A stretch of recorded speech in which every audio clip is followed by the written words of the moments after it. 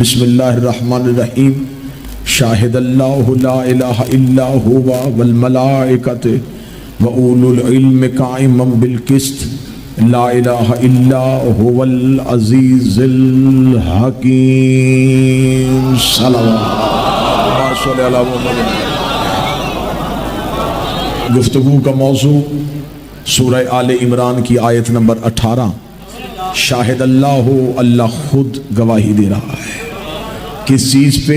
لا الہ الا ہوا، اس کے سوا کوئی معبود نہیں۔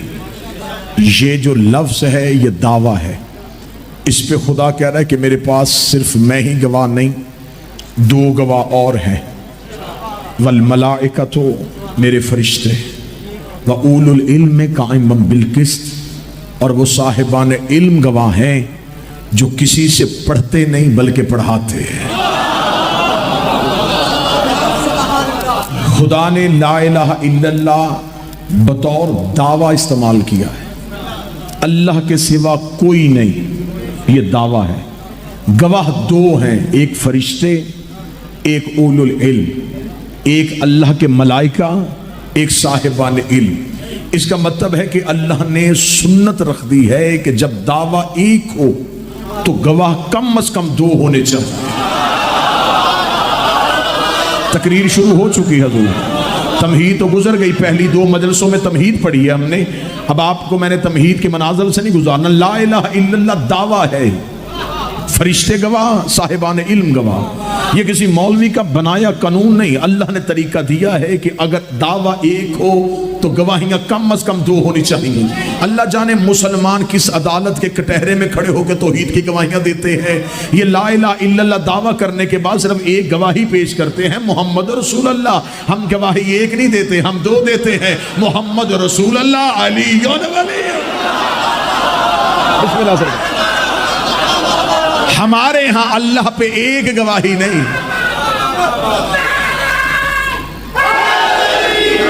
ادھورا ہے سوائے مذہب اہل بیت کے۔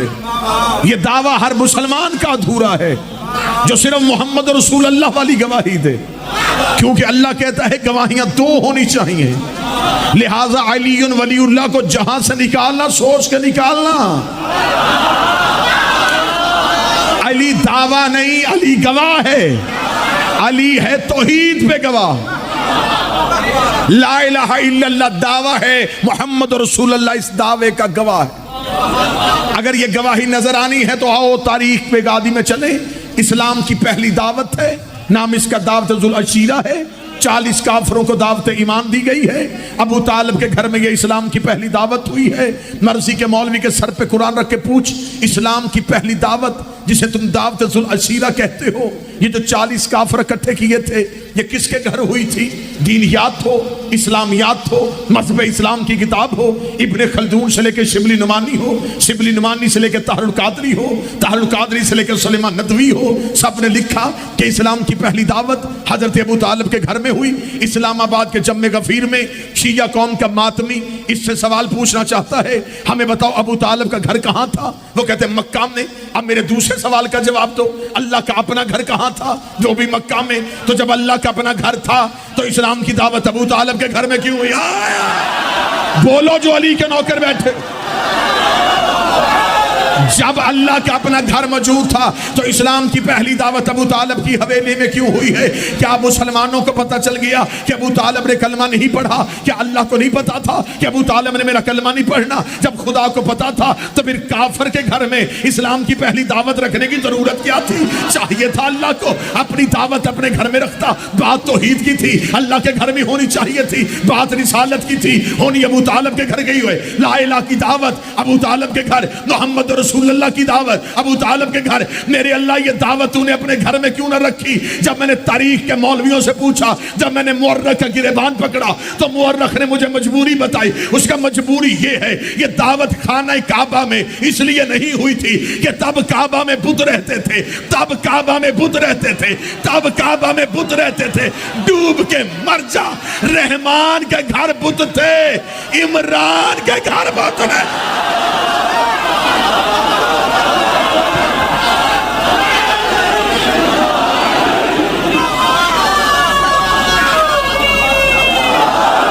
جب اللہ کے اپنے گھر میں بت تھے تب بھی حضرت ابو طالب کا گھر اس قابل تھا کہ وہاں اسلام کی دعوت ہوتی.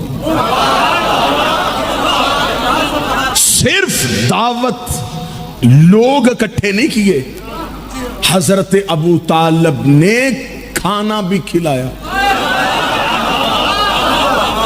لفظ تبدیل کر کے دوں, اسلام کا پہلا لنگر علی کے باپ نے دیا تھا.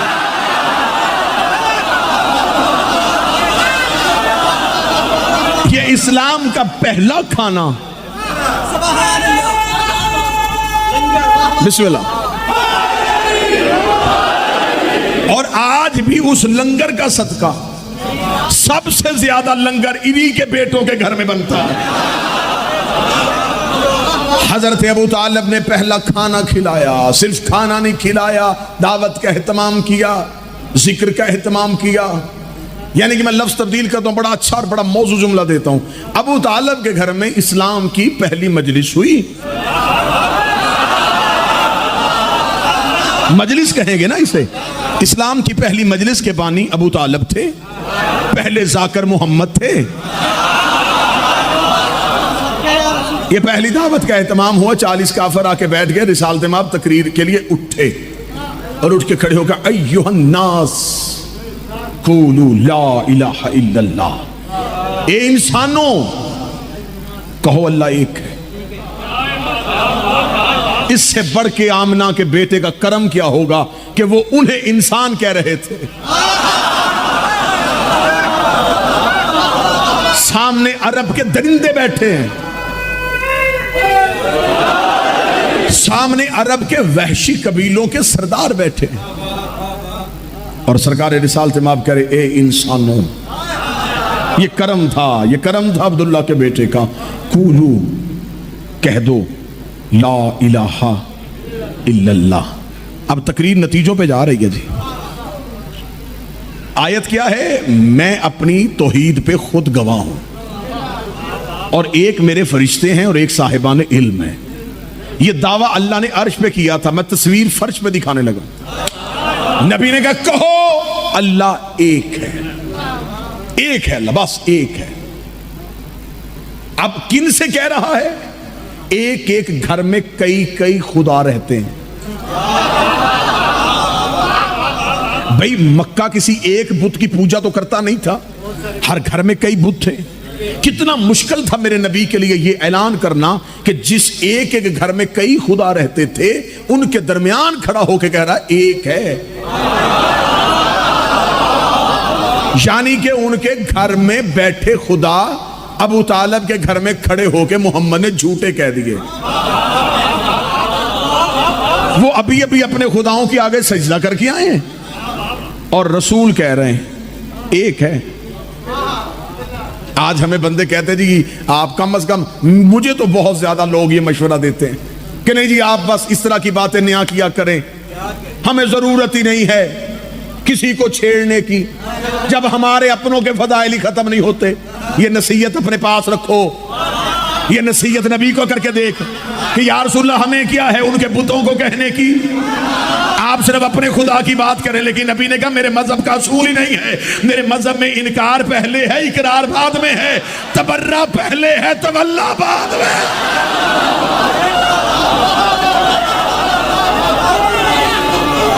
بے رسول سے زیادہ, کیا کائنات کے رسول سے زیادہ بھی کوئی اتحاد کا قائل تھا؟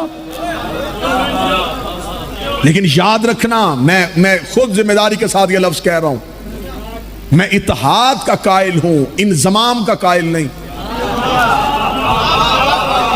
پڑھے لکھے لوگوں سے میں مخاطب ہوں. اتحاد ہونا چاہیے, قوموں میں اتحاد ہوتا ہے, نظریات میں اتحاد ہوتا ہے, مذہبوں میں اتحاد ہوتا ہے, انضمام نہیں ہوتا. اتحاد ہوتا ہے عقیدے پہ رہ کے.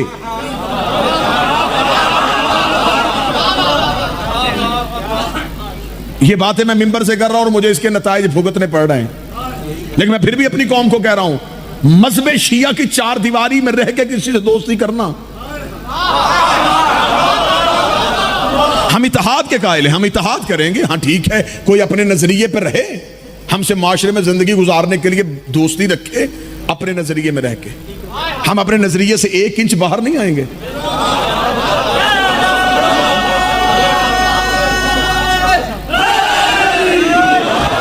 بات سمجھ میں نہیں آ رہی تو کھول کے کر دوں. ہم کسی بندے سے تعلق بہتر کرنے کے لیے کسی جھوٹے کو سچا نہیں کہہ سکتے.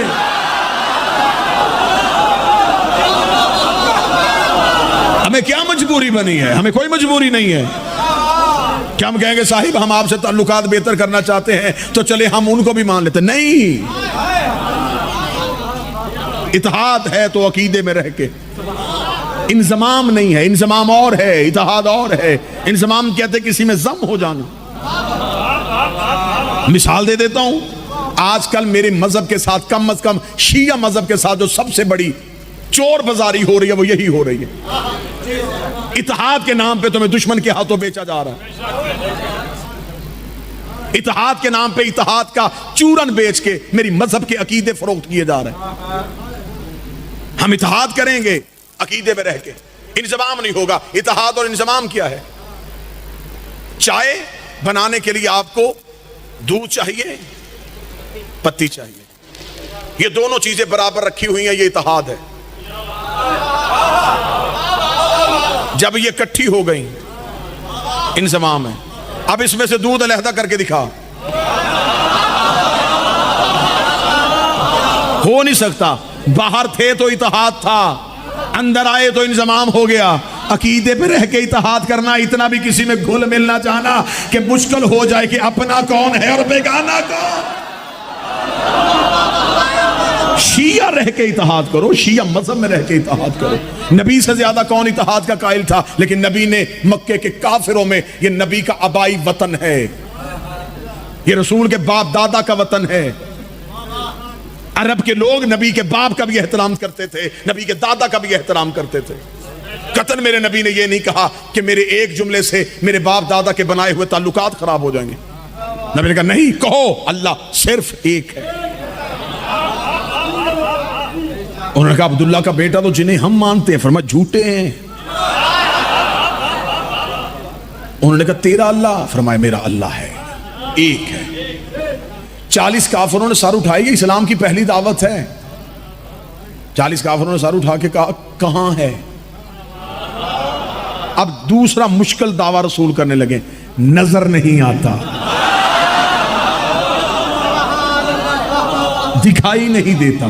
جب کہا نا دکھائی نہیں دیتا تو عرب کے کافر کہکا مار کے کہنے لگے اچھا تیرے کہنے پہ اگر تیرے خدا کو مان بھی لے تو اسے کیسے مانے جو نظر ہی نہیں آتا, اسے کیسے مانے جو دکھائی نہیں دیتا, جبکہ جنہیں ہم سجدہ کرتے ہیں وہ دکھائی بھی دیتے ہیں, وہ نظر بھی آتا ہے. یہ کون بتائے گا کہ تمہارا اللہ ہے اور تمہارا اللہ سچا ہے؟ اس بات کی گواہی کون دے گا؟ اتنا کہنا تھا گواہی کون دے گا, گواہی کون دے گا. تقریر جسے یاد ہے, جسے موضوع یاد ہے, گواہی کون دے گا؟ نبی نے فرمایا اشہد انی محمد رسول اللہ, میں گواہی دیتا ہوں کہ میرا اللہ ایک ہے, اس لیے میں گواہی دے رہا ہوں کہ میں محمد اللہ کا رسول ہوں. انہوں نے کہا اچھا تو اس کا رسول ہے تو گواہی دے رہا ہے, اب یہ گواہی کون دے گا کہ تو اس کا رسول ہے؟ ابھی نبی چپ تھے کہ مکے میں کون بولے گا, یا پیچھے سے بچپن کا علی اپنے پنجوں پہ اٹھ کے کھڑا ہوا اور کھڑے ہو کے کہا اشہد انی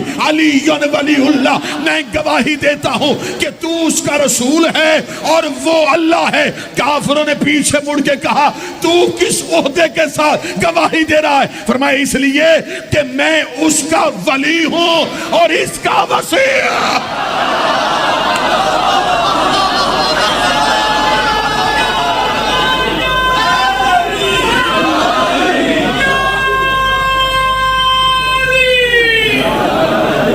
کیا کہا تھا؟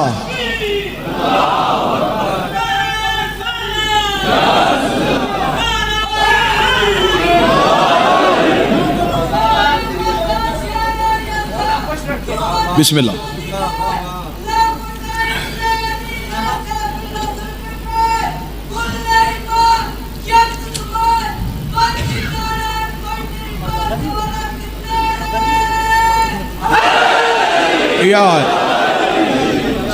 لا الہ الا اللہ. اب یہ دعویٰ تھا لا الہ الا اللہ. گواہی کس نے دی؟ محمد رسول اللہ. پیچھے سے گواہی کس نے دی؟ علی ولی اللہ. مجھے حسین کی عزت کی قسم، دین کی آخری گواہی کا نام علی ولی اللہ. اگر وہ گواہی نہ دیتا تو اسے رسول کوئی نہیں مان رہا تھا، اسے اللہ کوئی نہیں مان رہا تھا. علی نے کہا میں گواہی دیتا ہوں یہ اس کا رسول ہے، وہ اللہ ہے، وہ اللہ ہے، یہ اس کا رسول ہے. اب اسلام آباد مجھے بول کے بتائے 90 پوری دنیا میں جتنے مسلمانوں کی اکثریت ہے وہ کروڑوں میں ہیں، یہ 90 کروڑ مسلمان کلمہ کیا پڑھتے ہیں؟ لا الہ الا اللہ محمد رسول اللہ. ہم شیعہ کلمہ کیا پڑھتے ہیں؟ علی ولی اللہ، علی ولی اللہ. یہ پہلی بار لا الہ الا اللہ محمد رسول اللہ میرے علی نے کہا تھا، اور پہلی بار علی ولی اللہ میرے نبی نے کہا تھا. اس کا مطلب محمد رسول اللہ تک کلمہ پڑھنا علی کی سنت ہے، اور علی ولی اللہ پڑھنا نبی کی سنت. یہ پہلی گواہی علی ابن ابی طالب نے دی.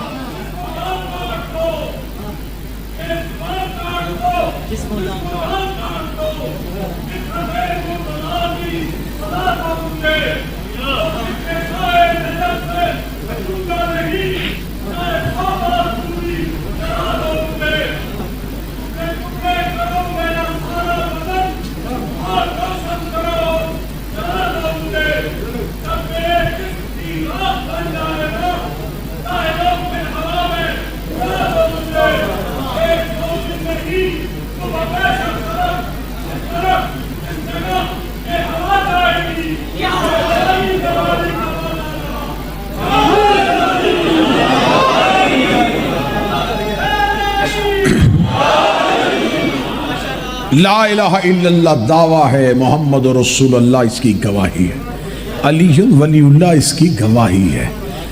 ہم علی کی گواہی نہیں دیتے، ہم توحید کی گواہی دیتے. ہم علی ولی اللہ کہہ کے علی پہ گواہی نہیں دے رہے، ہم توحید پہ گواہی دے رہے ہیں. لہٰذا علی ولی اللہ پڑھنے والے کی توحید کو مشکوک نہ سمجھنا. تمہارے پاس صرف دعویٰ ہے، ہمارے پاس علی کی صورت میں دلیل ہے. لا الہ الا اللہ دعویٰ، 14 اس کی دلیلیں. دلیل ہی کو کہتے ہیں حجت. متوجہ رہیے گا سرکار، دلیل کو کہتے ہیں حجت. میرے 8ویں شہنشاہ کا دور اقدس ہے. مامور رشید نے خط لکھا امام علی ابن موسیٰ رضا علیہ السلام کو. امام ہشتم مدینہ سے چلے، بذریعہ نیشاپور امام نے خراسان پہنچنا.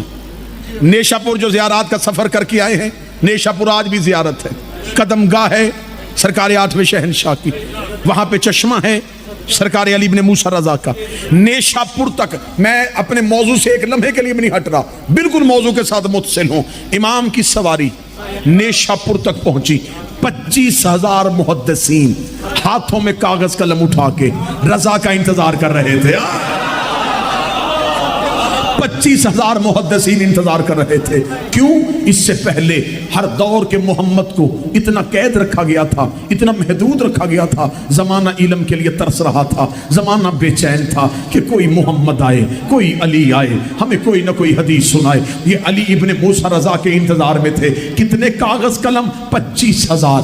25,000 محدثین کی تعداد اہل سنت نے بھی لکھی ہے. 25,000 محدثین علی ابن موسیٰ رضا کا انتظار کر رہے تھے. امام کی سواری بڑھ رہی تھی، امام کی سواری کی گرد اڑ رہی تھی. یہ 25,000 محدثین کے چہرے میں پڑ رہی تھی، لیکن یہ پھر بھی پیچھے پیچھے دوڑ رہے تھے. دوڑ کے کہہ رہے تھے محمد کا بیٹا کچھ لکھوا، علی کا بیٹا کچھ لکھوا، علی کا بیٹا کچھ لکھوا. نیشاپور کے قریب آ کے امام رضا کی سواری رک گئی. امام نے اپنی سواری کے محمل کا پردہ ہٹایا. جب دیکھا 25,000 کاغذ قلم ہاتھوں میں تڑپ رہا تھا، 25,000 کاغذ قلم ہاتھوں پہ تڑپ رہا تھا. امام کے چہرے میں مسکراہٹ آئی. امام نے منہ مدینے کی طرف کیا، کہا نانا مبارک ہو، تو نے ایک مانگا تھا، انہوں نے نہیں دیا تھا. آج 25,000. تو نے ایک کاغذ قلم مانگا، انہوں نے انکار کر دیا. یہ دیکھ 25,000 کاغذ قلم رضا کے پیچھے آ رہے ہیں. امام نے महमल का पर्दा उठा दिया, इमाम ने अपना सरे मुबारक महमल से बाहर निकाला। 25,000 मुहद्दिसीन ने मोहम्मद की ज़ियारत की, अली की ज़ियारत की, हसन की ज़ियारत की, हुसैन की ज़ियारत की। रज़ा की ज़ियारत नहीं हो रही, ये रज़ा की नहीं, ये नबी की ज़ियारत थी, ये अली की ज़ियारत थी। 25,000 मुहद्दिसीन की आवाज़ आई, ए फर्जंद रसूल, ए फर्जंद अली व बतूल, हमें कोई हदीस लिखवा। अब ये वक्त नहीं है, अब इमाम के लिए मिंबर नहीं सजा हुआ कि इमाम खुतबा देते, सफर में है और एक हदीस पढ़नी है, सिर्फ एक। अब इमाम ने एक हदीस में पूरी तारीख बंद की। आज के दिन ये हदीस समाअत फरमाइएगा, इमाम ने एक हदीस में पूरी तारीख बंद की। इमाम सवारी से बाहर निकले, इमाम ने कहा क्या सुनना चाहते हो? उन्होंने कहा एक हदीस लिखवा, बस एक लिखवा दे, बस एक लिखवा दे। इमाम ने कहा लिखो कलमा ला इलाहा इल्लल्लाह। इसने मौजू याद है, ला इलाहा इल्लल्लाह दावा है, ये उसकी गवाह है। अब दावा, इमाम ने पहले दावा पढ़ा, इमाम ने कहा सुनो ला इलाहा इल्लल्लाह इसने। अब इमाम ने ये हदीस नकल किस तरह की? हमारे यहाँ जब हम मजहबी किताबें पढ़ते हैं तो एक इल्म पाया जाता है जिसे कहते हैं इल्मुर रिजाल। इल्मुर रिजाल एक बाकायदा इल्म है जिसमें हम हदीस के रावी को परखते हैं कि जिसने ये हदीस रवायत की है ये कौन है, किसका बेटा है, कब मुसलमान हुआ था, कितनी हदीसें नकल की हैं, कितना सच्चा है। हाँ, इल्मुर रिजाल। और इल्मुर रिजाल सिर्फ मजहब जाफरिया में नहीं, तमाम मसालक के उल्मा इल्मुर रिजाल के कायल हैं कि रवायत से पहले रावी को परखो, ये रावी कौन है, किसका बेटा है, किसका पोता है, किस शजरे से है, किस कबीले से है, किसके साथ, मासूम के साथ कितनी जिंदगी गुजारी है, कितनी रवायतें नकल की हैं। जो रवायतें नकल की हैं वो मुरसल है, वो मरफू हैं, मौसिक हैं, मुस्तनद हैं। पहले रावी को परखते हैं, फिर हम रवायत को तलाश करते हैं। और ये मज़हब जाफरिया की सबसे बड़ी सच्चाई है कि हमने आज तक नहीं देखा कि रावी कौन है, हम ये देखते हैं किस मासूम की नौकरी में रहा है, किस मासूम ने इसे मुस्तनद करार दिया है। हम रवायत से पहले रावी को, मासूम से मोहब्बत देखते हैं। लेकिन सियासिता मेरे अहले सुन्नत भाइयों की किताब है, मैं उनके मजहब पे तनकीद नहीं करने लगा, लेकिन मैं सिर्फ म्यार बताने लगा हूँ। तुम्हारी सियासिता में 7,500 हदीस एक अकेले सहाबी से ली है जिसका नाम हजरत अबू हुरैरा रज़ी अल्लाह ताला अन्हु है। ये अहले सुन्नत की सबसे ज्यादा हदीसें सिर्फ एक मुहद्दिस से ली गई है, सिर्फ एक सहाबी से ली गई है। जब हमने इनसे पूछा कि 7,500 या 6,500 या कम अज कम 5,500 हदीस एक रावी से कैसे ले ली, उन्होंने कहा इसलिए कि इनका बाकी सहाबा से ज्यादा हाफिजा तेज था। जब हमने इल्मुर रिजाल में परखा तो हमें इल्मुर रिजाल ने बताया कि ये अबू हुरैरा जंग खैबर के बाद मुसलमान हुए हैं, ये 2 या 2.5 साल नबी के साथ रहे हैं। हमने कहा 2 साल में 7,500 हदीस कैसे कह दी? तो हमें अहले सुन्नत उलमा ने जवाब दिया कि इसलिए इनका हाफिजा तेज था कि इनके साथ एक मोजिजा रूनुमा हुआ था। हमने कहा वो मोजिजा क्या था? इन्होंने कहा एक दफा रसूल दरबार में बैठे थे, एक ज़ईफा ने रसूल को दूध का प्याला पेश किया था, रसूल ने लब लगा के अपना जूठा दूध हजरत अबू हुरैरा को दे दिया था, इन्होंने पी लिया था, हाफिजा तेज हो गया था। लिहाजा तेज हाफिजे की वजह से बाकी सहाबा से ज्यादा हदीसें याद होनी शुरू हो गई। देखे मैंने नाम भी लिया है, इज्जत से लिया है, बात भी की है तो तहजीब से की है। अगर गाली दी नहीं है तो गाली सुनूंगा भी नहीं, तहजीब से बात की है तो तहजीब से जवाब लूंगा। अगर एक सहाबी नबी का जूठा दूध पी ले, उससे 7,500 हदीसें ले लेते हो, और जो अली मोहम्मद की जुबान चूस के जवाब।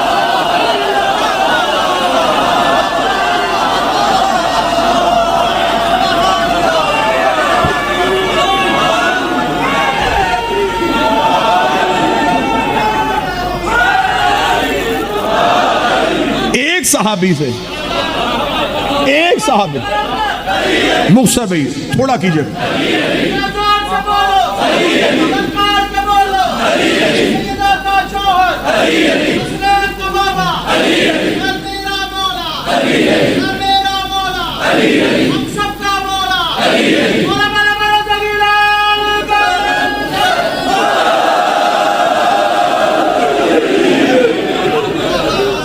मतवज्जे जी, جو جھوٹا دودھ پی لے اس سے ساری حدیثیں، جس نے نبی کی زبان چوسی، جن کے بارے میں نبی کہہ گئے لحموں کا لحمی، دموں کا دمی، ان کا گوشت میرا گوشت، ان کا خون میرا خون، ان کا جسم میرا جسم، ان کی ہڈیاں میری ہڈیاں، ان کے دوست۔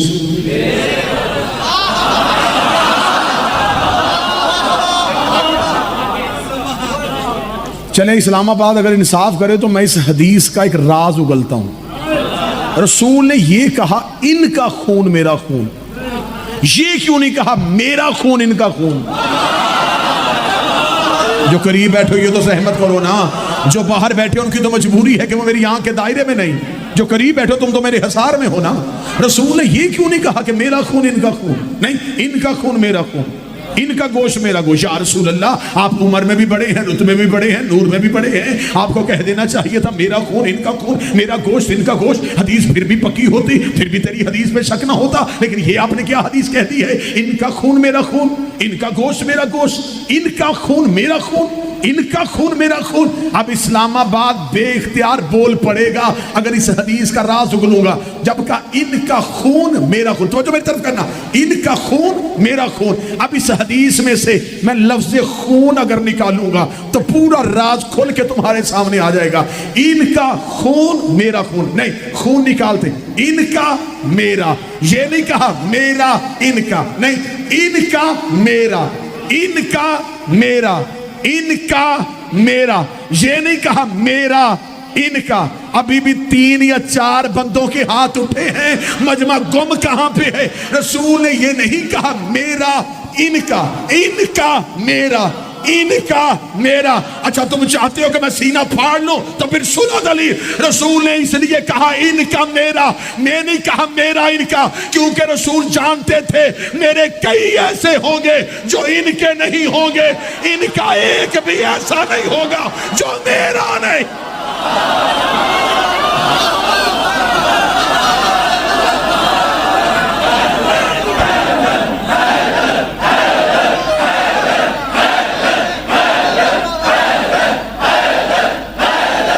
سارے ملک کو مل کے حیدریہ، ان کا میرا، میرے کئی ایسے ہوں گے جو ان کے، ان کا ایک بھی ایسا نہیں ہوگا، کیونکہ علی ولی اللہ پڑھنے والا محمد رسول اللہ سے بغاوت نہیں کرتا۔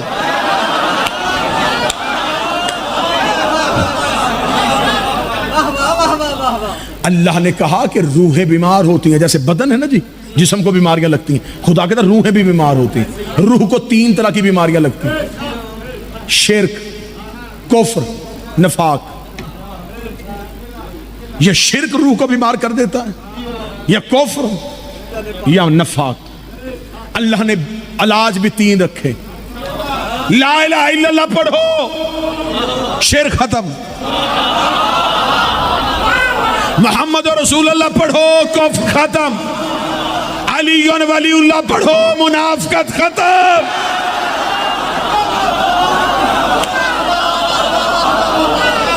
اس سے اچھا راز ایک اور بتاؤں، لا الہ کی دشمنی سینے میں چھپ جاتی ہے۔ ہاں اللہ نے یہ نہیں کہا کہ میرا منکر منافق ہے، نہیں، میرا مشرک ہے، محمد کا دشمن کافر ہے، علی کا کافر نہیں، منافق ہے۔ منافق کون ہوتا ہے؟ اندر سے کچھ، باہر سے کچھ۔ طوطا سبز پتوں میں بیٹھا ہو تو پہچانا نہیں جاتا، اس لیے پتہ ہی نہیں چلتا کہ طوطا کون شہر پتے کون سے ہیں. منافق مسلمانوں میں بیٹھا پہچانا نہیں چاہتا. خدا نے کہا لا الہ کا دشمن کافر نہیں مشرک ہے, محمد رسول اللہ کا دشمن مشرک نہیں کافر ہے. لیکن یا علی تیرا دشمن نہ کافر ہے نہ مشرک ہے, تیرا دشمن منافق ہے. لیکن اللہ کی دشمنی سینے میں چھپ جاتی ہے, محمد کی دشمنی سینے میں چھپ سکتی ہے, علی کی دشمنی سینے میں چھپتی نہیں, چہرے پہ ظاہر ہو جاتی ہے, رنگت تبدیل ہو جاتی ہے, آنکھیں باہر آ جاتی ہے, جسم کانپنے لگتا ہے. اس لیے ایک بندے نے رسول سے پوچھا تھا, سنی کتابوں کے حوالے ہے, یا رسول اللہ اللہ نے پوری سورت بھیج دی ہے منافقون, اور اللہ نے کہا ہے یہ نمازیں بھی پڑھتے ہیں, یہ روزے بھی رکھتے ہیں, یہ زکاتیں بھی دیتے ہیں, یہ حج بھی کرتے ہیں, یہ لا الہ بھی پڑھتے ہیں. یا رسول اللہ ہمیں کیسے پتا چلے گا اس سورت والے منافق کون ہے؟ رسول نے کہا ہر محفل میں بیٹھ کے علی کی باتیں کیا کرا.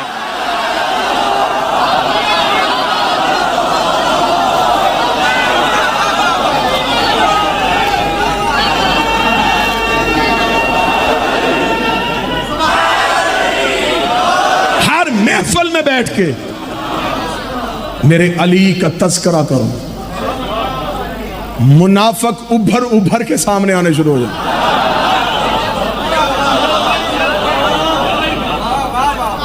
کیسی سکریننگ ہے, ڈی این اے ٹیسٹ بہت بعد میں بنا ہے. بولو جو علی کے نوکر بیٹھے ہو. علی ولی اللہ معیار ہے, یہ چھان ہے.